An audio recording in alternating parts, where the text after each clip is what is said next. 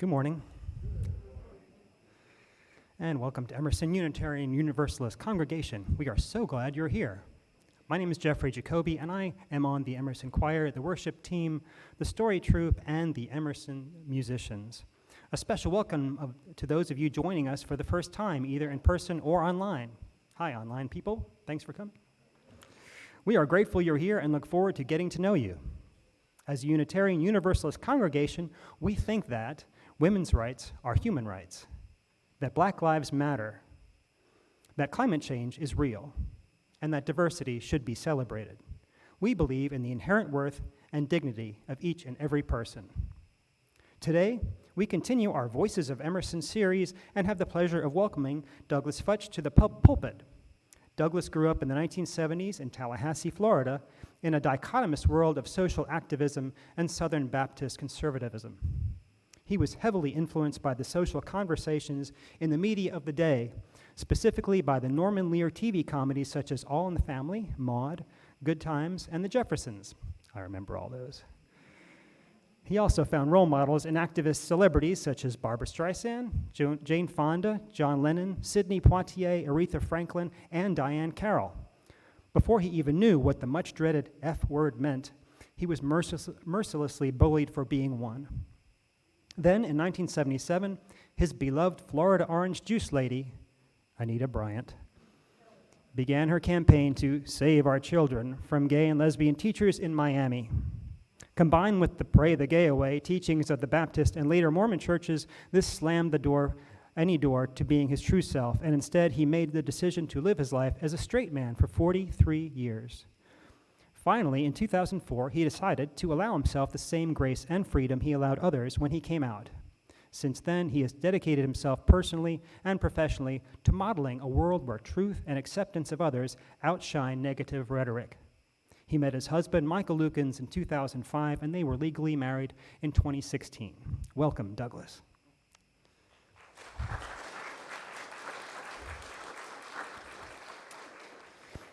Each Sunday, we light our chalice. Its light is the symbol of Unitarian Universalism and a reminder of our commitment to be a beacon of love and hope to all. Today, Douglas will light our chalice, and our chalice words are from a Sufi chant. The ocean refuses no river. And now, in the spirit of beloved community, let's greet and welcome each other to worship as we share our congregational affirmation, we need not think alike to love alike. Those in the sanctuary, please feel free to move around and offer a greeting to those nearby. For those online, please use the chat to introduce yourself or unmute to say hello.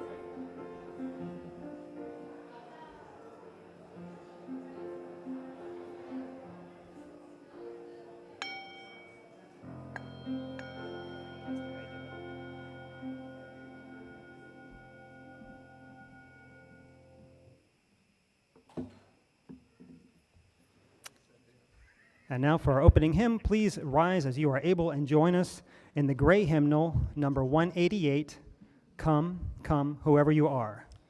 Good morning, everybody. I'm Bruce King. I'm usually sitting over there, but now I'm standing over here. So everyone from the center aisle that way, you are number one. Everybody on this side, you're the other number one, two. So it's a round. We're all going to sing the song together one time through, quite short. And then number ones are going to start. And this half of our hymn singers are going to help you And then the other number ones, number twos, we'll start, and this side will help you.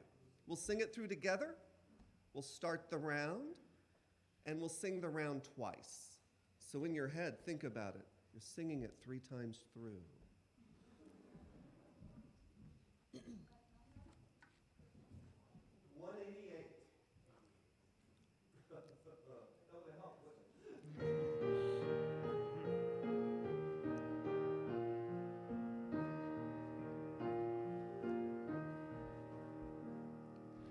Come, come, whoever you are, wanderer, worshiper, lover of leaving. Ours is no caravan of despair. Come, yet again, come. Come, come, whoever you are. Come, come, whoever you are. Wanderer, worshiper, lover of leaving. Ours is no caravan of despair. Come, yet again, come. Come, come, whoever you are. Wanderer, worshiper, lover of leaving. Ours is no caravan of despair. Come, yet again, come. Morning, y'all. This morning, I am also presenting our joys, sorrows, and concerns. At this time, we pause to reflect and share those joys, sorrows, and concerns, and to light our candles of shared care. Prior to the service, we light 3 candles that hold our collective sorrow and hope. These candles recognize the collective pain and suffering of the Cherokee and Muskogee nations of people who lived on this land before us, the Africans who were brought to this land and enslaved, and the pain and suffering of all nations of people where there is conflict and injustice. Before our service each week, you are invited to add to this care table, lighting a candle for anyone you are holding in your heart. May all of these lights humbly remind us of the interconnection and impact of our collective actions. May they be the light of hope and peace among all people. As Jeffrey lights our candles, may we now turn our personal joys, sorrows, and concerns.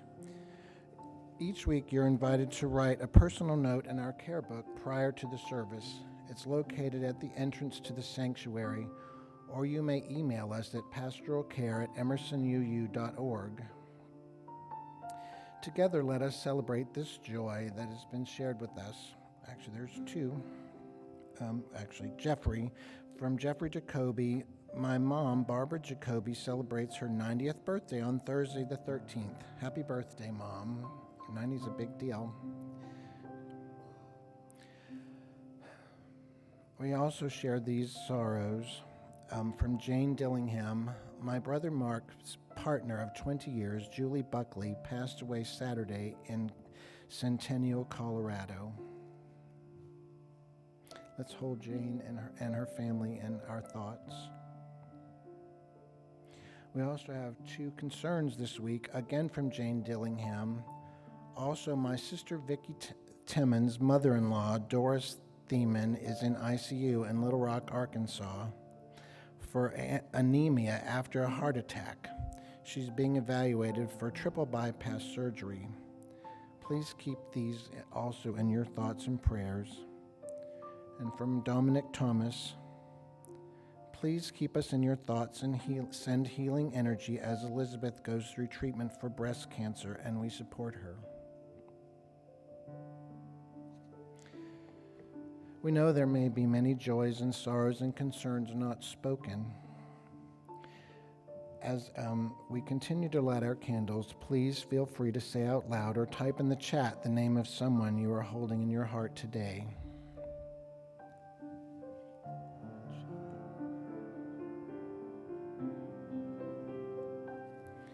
Please join me in a moment of silence as we allow ourselves to feel this part of this community of care.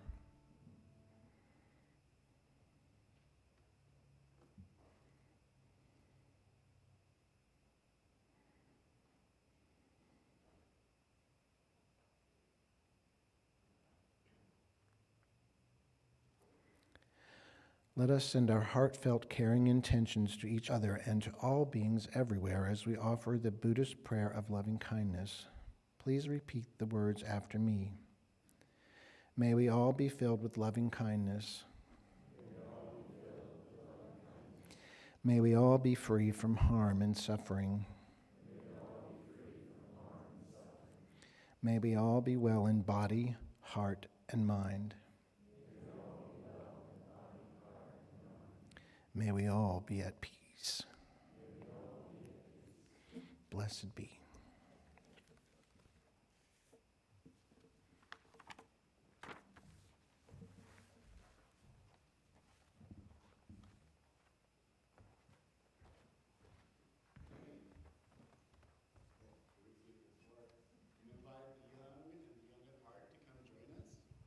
Is it on? There it is. Yay. Come on up.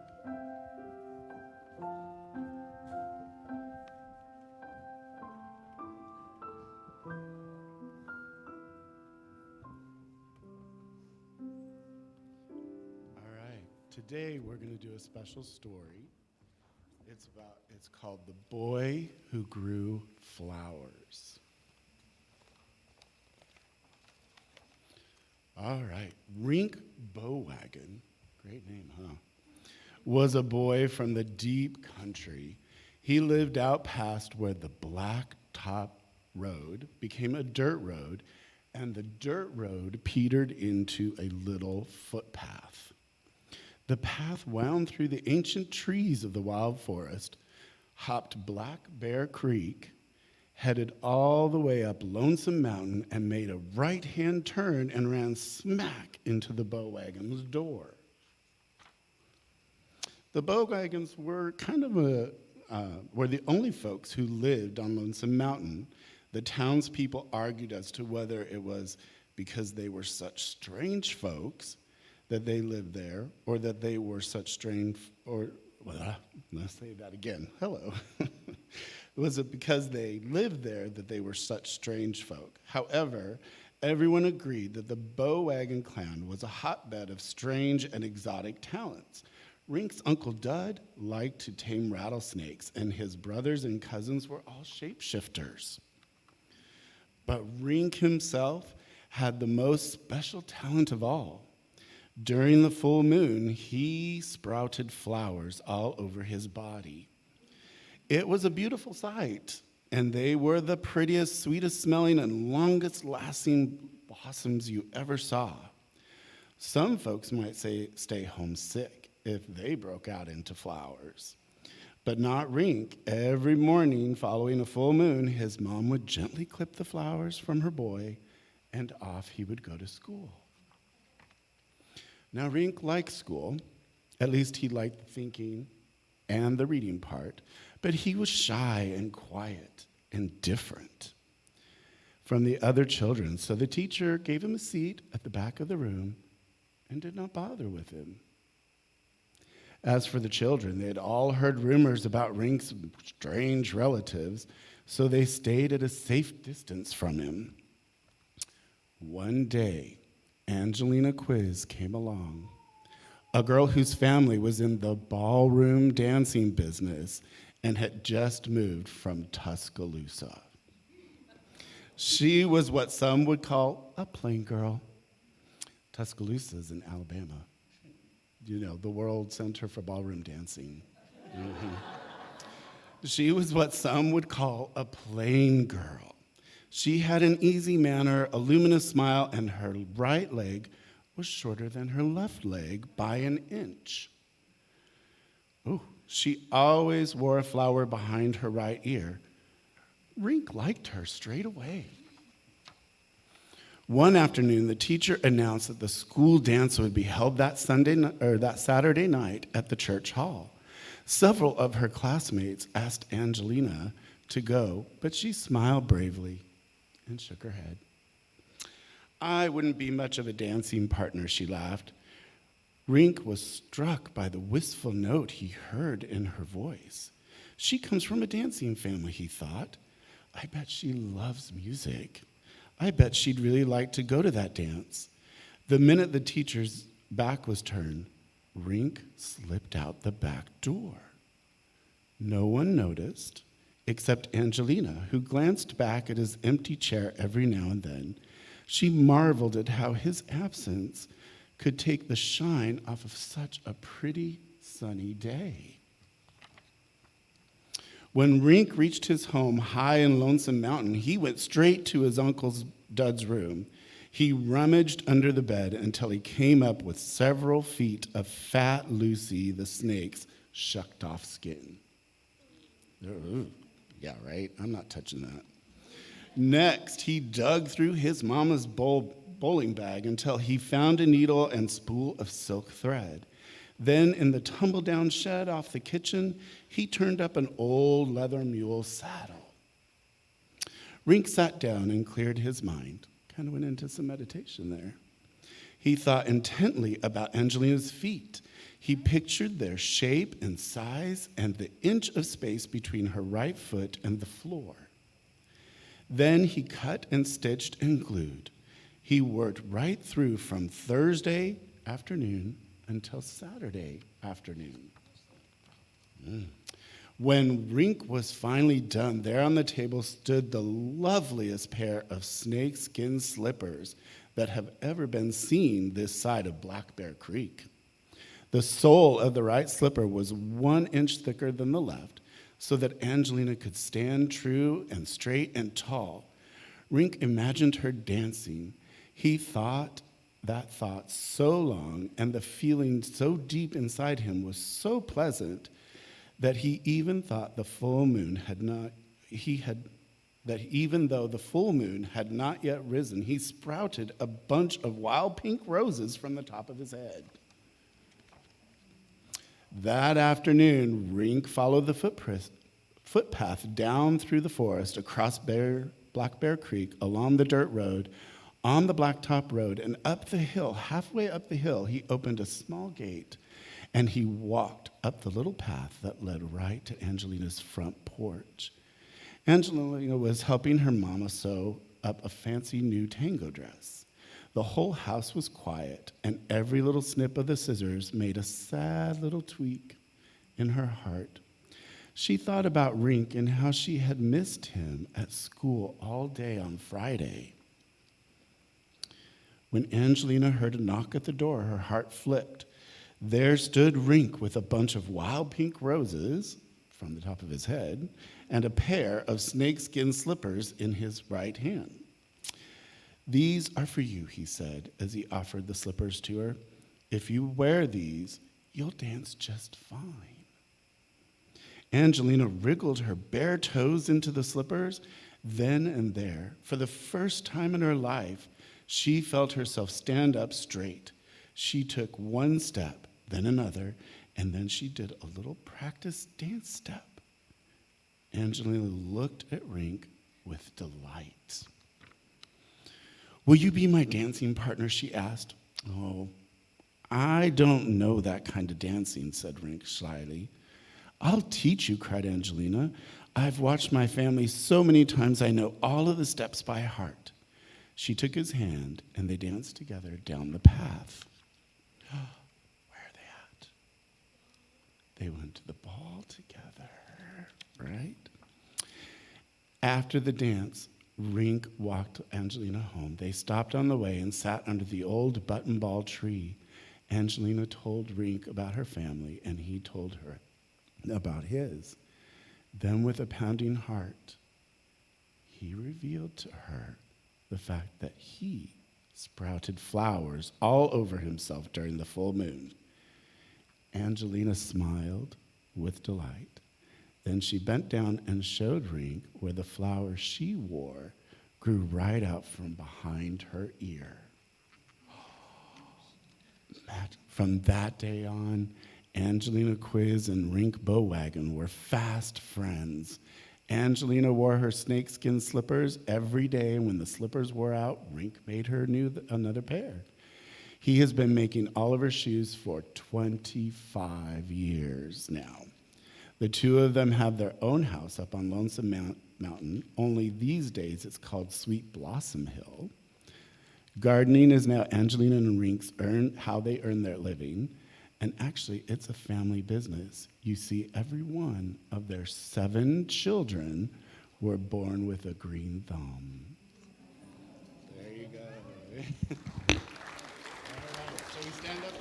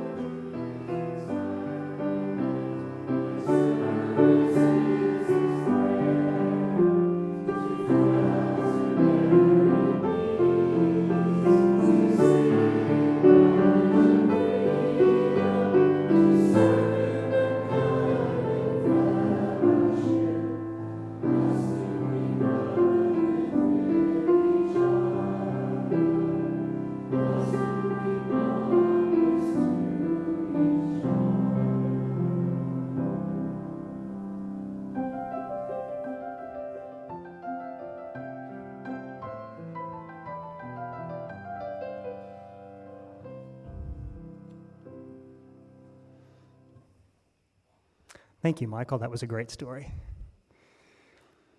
Unitarian Universalism is a faith often referred to as one of deeds, not creeds.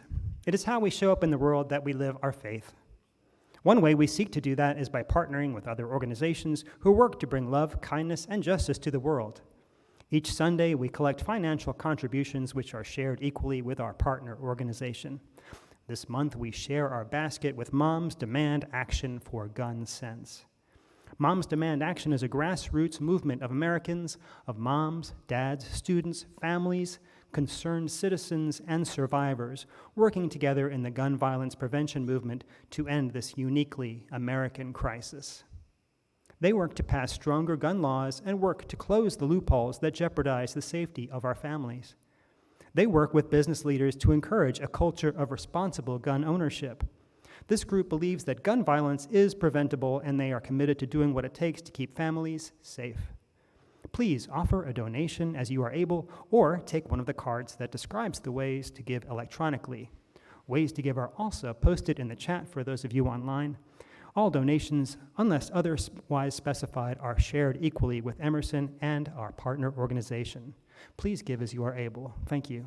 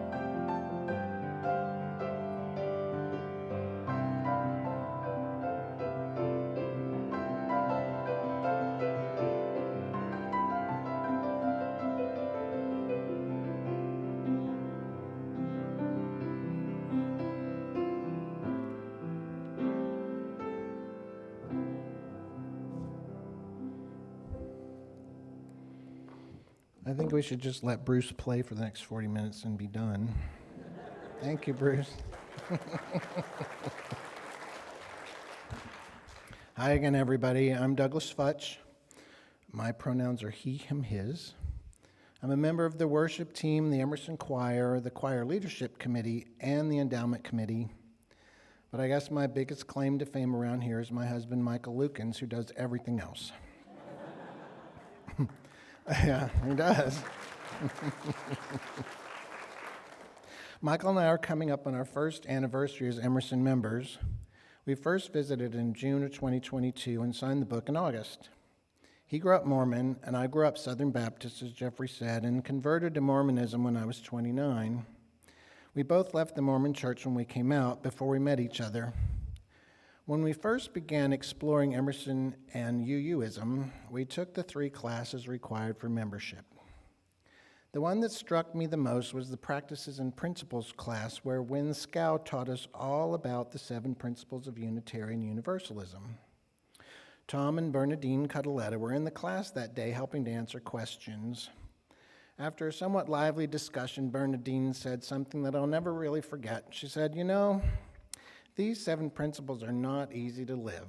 Living them is tough." I thought at the time, they don't seem so hard to me. But what does Bernadine know? She's only a recovering Catholic. At least they let you drink alcohol to make it through. We recovering Mormons had to make it with nothing stronger than Diet Coke, and that was hard. As Michael will tell you, I'm a hardcore introvert, regardless of what most people might think. I'm quick on my feet when I need to be. In my profession as a consultant, I have to be. Also, Michael processes everything out loud, so thinking on my feet is a matter of survival. But when something is important to me to work through, I need time to sit quietly, usually at least overnight, and ponder. So ponder I did Bernadine's statement about how difficult it is to live the 7 principles, especially that pesky first principle, the inherent worth and dignity of every person. Now, before we go any further, I need to clarify something. When I started thinking about what Bernadine said, I remembered the first principle as the inherent worth and dignity of all people. I know there's more than a slight semantical difference between every person and all people. I believe the choice of every person over all people was intentional. Every person brings home the idea of unique individuals, whereas all people has a more collective connotation. However, just for purposes of today, we're going to agree that every person and all people are synonyms, and you'll understand why in a minute.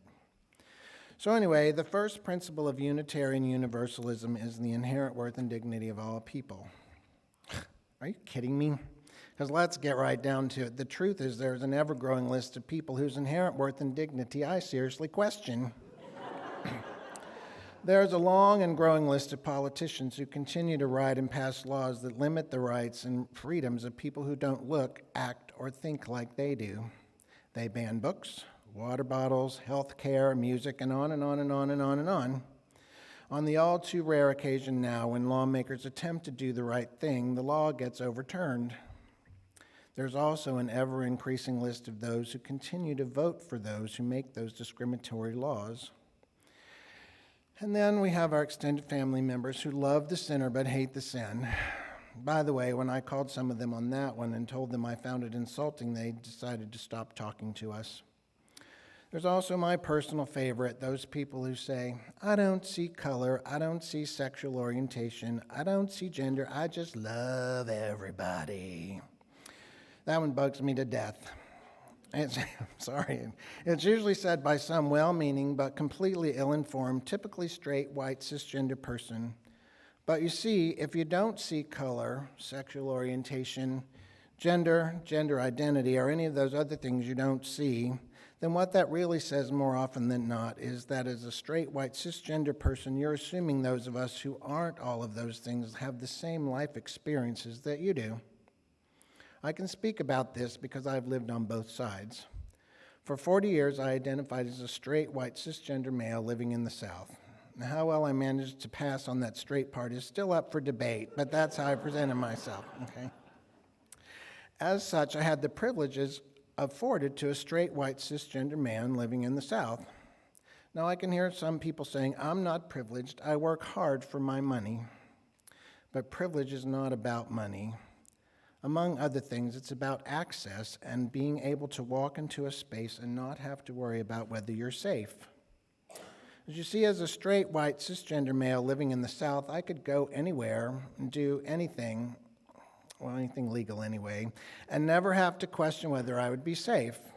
I could walk into any church, place of business, restaurant or bar, doctor's office or hospital, and know that I would be welcomed, accepted, cared for, and served without hesitation. That all changed the hot minute I took away the straight part of my identity and changed it up for the truth. When I started living my truth that I'm a gay, white, cisgender male living in the South, I suddenly wondered if I could still set foot in some of those same spaces I had inhabited for so many years. At the end of the day, I was no longer welcome in church, in some places of business here in Marietta and Woodstock, or in some of my then favorite restaurants. I had to change healthcare providers. All my friends in the Woodstock area stopped speaking to me. All of them. The only friends I retained from my straight days are those who I met when I was very young and a couple of long ago clients. I can still count them on one hand. When Michael and I purchased our home in 2010, it just so happened that the realtor for the seller was our new next-door neighbor. One day our new neighbor told me that when we made the offer on our house, he asked the seller if they would be okay selling the house to a gay couple. Thankfully, the seller replied that our money was as green as any straight couple, but it was then and is still perfectly legal for them to deny the sale of the house just because we are gay. If you've never had to worry that someone would deny you housing just because of who you are, that's privilege. A former work colleague identifies as a straight white cisgender female. Her husband is a straight cisgender black male, and their children are biracial. They live in an affluent, mostly white neighborhood in the Midwest. One year, not long ago, her then 16-year-old son's high school football team decided to sell fresh turkeys at Thanksgiving as a fundraiser. Her son dutifully took orders throughout the fall. The day came to deliver the turkeys. Because they were fresh, they needed to be delivered on the Wednesday before Thanksgiving. So he called all of his customers and set up delivery times. One woman said, "I won't be home when you're near my house, but that's okay. Just walk around to the back porch and leave the turkey inside. It's cold out, so the turkey won't spoil before I get home." When he told his mother of his plans, his mother was like, "No way, you can't do that. It's not safe." Because you see, as a teenage black male walking around the back of a house in that neighborhood at dusk was an invitation for him to be arrested or maybe even shot. If you've never had to worry about your son's safety just walking around in his neighborhood, that's privilege. Another former colleague of mine identifies as a transgender female. When I first met her, she was very upset because her client was in North Carolina. North Carolina had just passed a law prohibiting transgender individuals from using the bathroom associated with their gender identity. She was afraid to return to North Carolina because she no longer felt safe. Thankfully, our employer supported her and allowed her to no longer travel to North Carolina and to remain with the client remotely or to be reassigned altogether. She got to make that decision. If you've never had to worry about being arrested for going to the bathroom, that's privilege.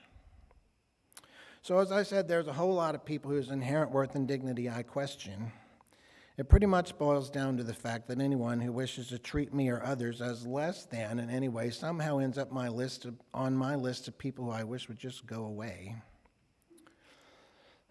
So back to my pondering. There I was with Bernadine's voice burning in my head. The principles are not easy to live. I read again through all the literature Wynne Scow passed out in our Principles and Practices class. You know, when you get some offer of some sort, there's this big bold print that spells out all the positives of whatever somebody's trying to sell. And then at the end, there's this little tiny asterisk that refers you to the bottom of the page where they list all the exclusions. My favorite one these days is all the ways Delta can get me to gain medallion status, all spelled out in beautiful letters on their website. And then the little tiny asterisk at the bottom that tells me all the things that won't count toward me keeping that status. So here I am reading the inherent worth and dignity of all people thing, and I'm looking for the asterisk. Where is the fine print that says, except for all those people who treat me and others like crap? All those people who think it's okay to marginalize others. But guess what? There's no asterisk on the all, y'all. Believe me, I have looked for it, and it's not there. So then I decided UUism is a religion of deeds, not creeds. So I can just believe whatever I want. Well, that didn't work out either, because I felt like if I rejected the very first thing we say in UUism, it would be a little bit of ultimate hypocrisy to keep going. I know it's a religion of deeds, not creeds, but that doesn't mean UUism isn't based on some foundation of common decency and, dare I say it, love for our fellow humans. So how do I reconcile my disdain for people who think they're better than me, better than others around me, with the concept of the inherent worth and dignity of every person, all people, everyone? Because here's the kicker. If I discount someone's inherent worth and dignity because they discount my inherent worth and dignity or the inherent worth and dignity of others, I'm just as big of a bully as they are. I'm no better than those people who want to marginalize everyone who doesn't look, think, or act like they do. The polarization, the them versus us mentality that is so much a part of our society now is an epidemic that is slowly killing our humanity. It's like a parasite eating away at us from the inside, sucking the lifeblood out of us, one belittling comment at a time. Now, in the history of the world, according to Douglas, which I know is the authoritative source for all things in history, I trace this back to the very beginning of talk radio, and especially to one now deceased talk radio personality who made it okay to belittle those with whom he disagreed. It became fashionable then to create derogatory nicknames for people who didn't look or think like you. As a young adult in the 1980s, I remember seeing photos of then President Reagan and House Speaker Tip O'Neill playing golf together. Now, those two men disagreed on almost everything politically, but they still had respect for each other as humans. Can you imagine such civility in Washington, D.C. these days? Now, it's entirely possible and more than likely probable that I've romanticized those times as the good old days. And God knows I have no desire to return back then for many, many reasons, but human rights have come a long way since then. Our friend Michael Myers quotes Rush and the Eagles. I have to fall into a terrible stereotype and quote Dolly Parton. So, in her new song, World on Fire, she says, "Have we all lost sight of common decency, of the wrong and the right? How do we heal this great divide? Do we care enough to try? When did we lose the capacity to disagree without debasing each other's humanity? As a new UU, how can I ignore the first principle and still be the person I wish to be? How can I play a part in stopping the them versus us mentality that pollutes our society these days?" Growing up as closeted gay boys in the 1970s and 1980s, Michael and I both had our fair share of bullies to contend with. By the time Michael came out in 2004, he was determined to find a space where there were no straight people at all, because his reality was that not very many straight people in his life up to that point had been kind to him, much less supportive. On the other hand, I had just enough straight people in my life to think that I could live a much more mixed world, which became our reality when we met in 2005. By the time we decided to settle back in Georgia in 2009, the nation was in a huge debate over whether same-gender couples should be able to get legally married. Now, never in my wildest dreams did I ever imagine that that would become legal in my lifetime, but I was at a place then, and still am to this day, where I believe it's important to show up. By that, I mean to be out and proud and live in the open. It's harder to keep the them versus us mentality when you have a them right next door. And it's not just about living out loud and proud. It's about showing up in your community, for your family and friends, being kind, and modeling the kind of behavior in yourself that you want others to emulate back. I have a really dear friend named Jonathan. I met him in early 2006 when I was turning 44 and he was turning 33. We were both assigned to the same project team at a new client. He identifies as a straight white cisgender male. He grew up a staunch Roman Catholic in New Orleans, and he graduated from Auburn University and then served 4 years in the Marine Corps. He has a wonderful wife, and at that time had one small daughter. His son was born about a year after we met.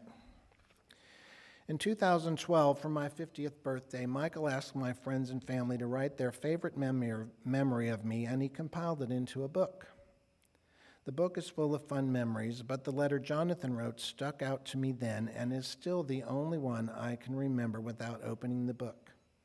He wrote the letter to Michael about me, and it goes like this. On a personal level, Douglas was the first openly gay consultant I've worked with.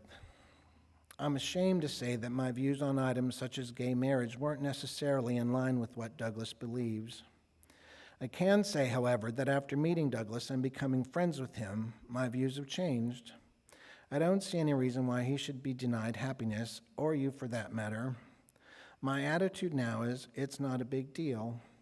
If two people in love want to get married, who am I to tell them they can't? Who am I to deny them that?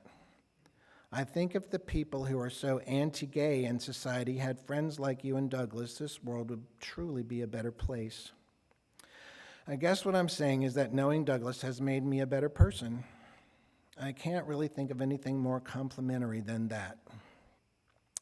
On a side note, I hope this makes sense to you. I've never said any of this to Douglas, and I hope he and you both understand. I understand. I still can't read it without tearing up, and it's been 11 years since he wrote it. I'm also happy to report that Jonathan and his wife were front and center when Michael and I did get married in 2016.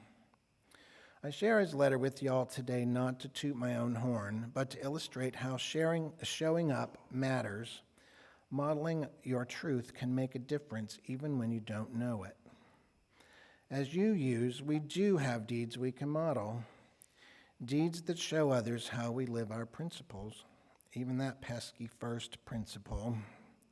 Acknowledging the inherent worth and dignity of all people, even those who don't look or think like you, is the first step in modeling to them a world where people who don't look or think like they do maybe isn't such a bad place after all.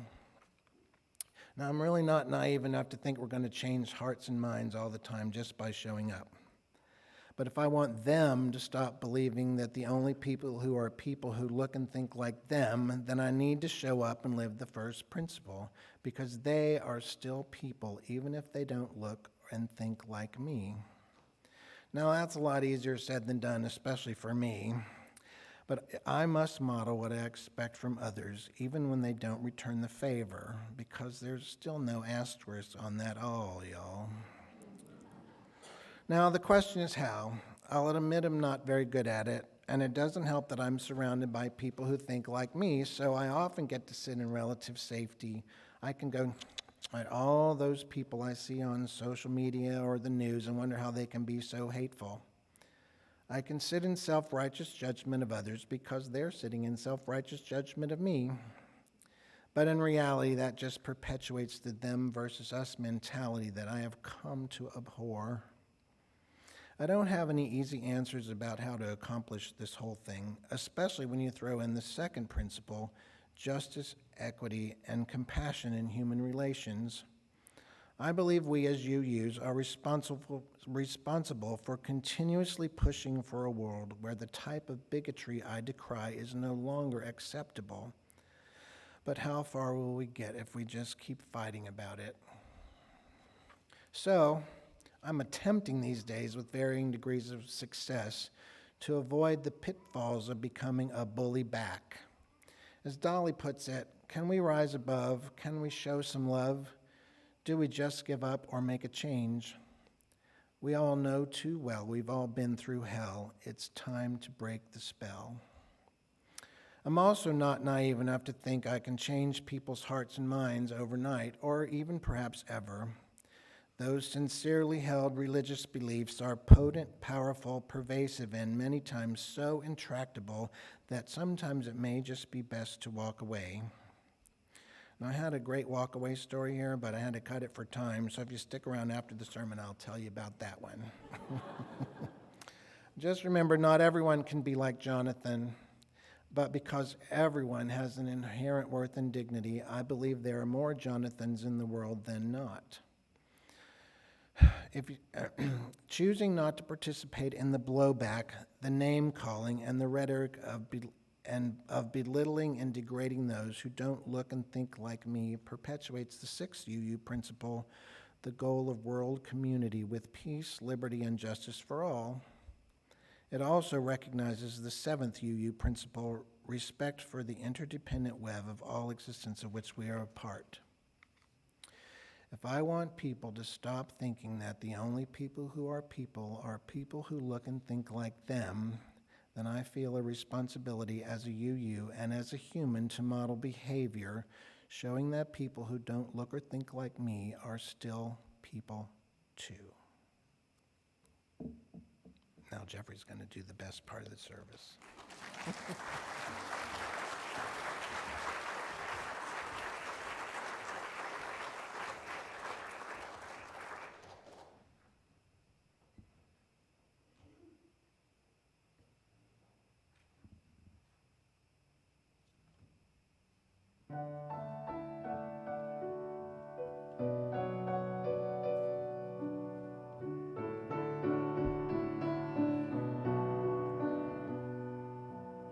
Think you own whatever land you land. The earth is just a dead thing you can't play.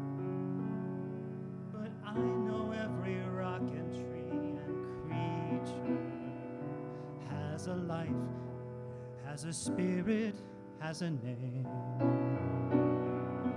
You think the only people who are people are the people who look and think like you. But if you walk the footsteps of a stranger, you'll learn things you never knew,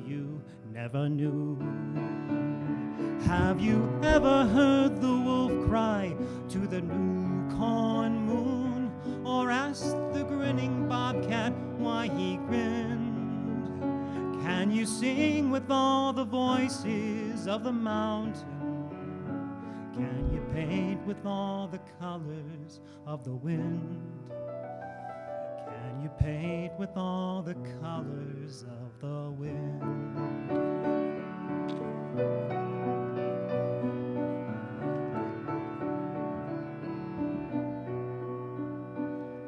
Come run the hidden pine trails of the forest. Come taste the sun-sweet berries of the earth. Come roll in all the riches all around you. And for once, never wonder what they're worth. The rainstorm and the river are my brothers. The heron and the otter are my friends. And we are all connected to each other in a circle, in a hoop that never ends. How high does a sycamore grow? If you cut it down, then you'll never know. And you'll never hear the wolf cry to the blue corn moon, for whether we are white or copper-skinned, need to sing with all the voices of the mountain, need to paint with all the colors of the wind. You can own the earth and still all you'll own is earth until you can paint with all the colors of the wind.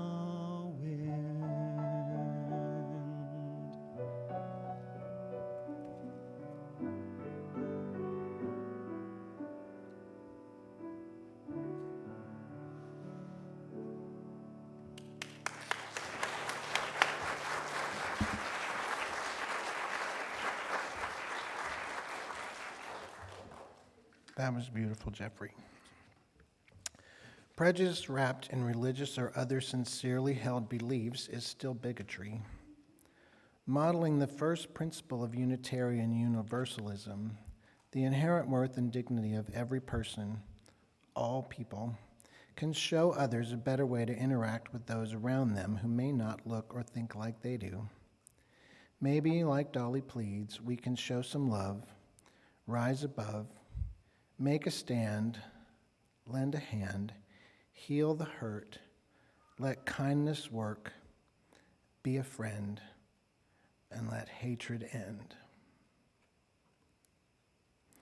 Now, if you'll rise in body or spirit as you're able and sing our closing hymn, number 134 in the gray hymnal, Our World is One World.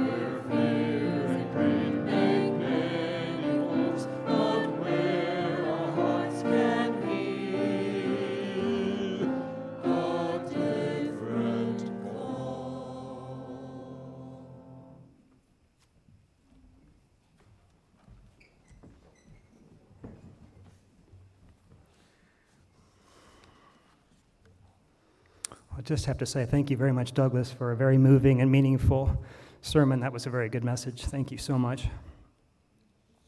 We hope you've been nourished in heart and mind by our worship today. As our chalice is extinguished this morning, please join in the final words that are posted in the chat and in the order of service. We extinguish this chalice, but not the light of truth, the warmth of community, or the fire of commitment. These we carry in our hearts and out into the world until we are together again. Please join us for fellowship time in the fellowship hall immediately following the service, right behind us down the hall here, for coffee, conversation, and some really good food, even some gluten-free goodies in the far corner, my favorite section. Thank you very much for always providing that. Following that, we will have sermon reflections right here in the sanctuary with Douglas, and you can look in the order of service for some other activities today. Next week, we continue our Voices of Emerson series this summer with Ed Cosper. His service is called Becoming Who We Are, an exploration of how the Unitarian Universalist Association, the GA, affects each of us and our congregation. Can we meet the challenges of change with open hearts and minds? Let us faithfully become who we are today and who we choose to be in the future. We look forward to seeing you next week for that.